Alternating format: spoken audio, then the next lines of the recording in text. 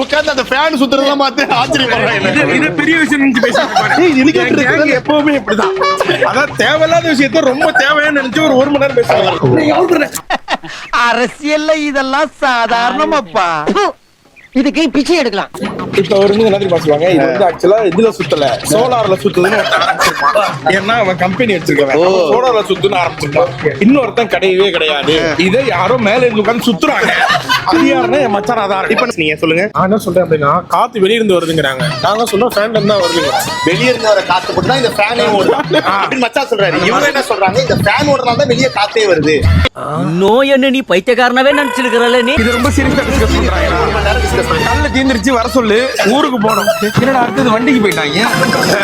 இப்படியே போச்சுன்னா போற ரூட்ல எது பார்த்தாலும் கேட்டுட்டே இருப்பாங்க. கார் இருக்கு, இப்ப காரை பத்தி ஒரு கால் நேரம் பேசுவாங்க. இது விடு அவங்க போட்டோம். அவங்களை பார்த்தா எனக்கு பயமா இருக்கிறாங்க. இப்ப போங்க போங்க போங்க போங்க. டாடா டாடா டாடா. வயசானவங்க ஒரு கூழ் கூட குடிச்சு வருவாங்க.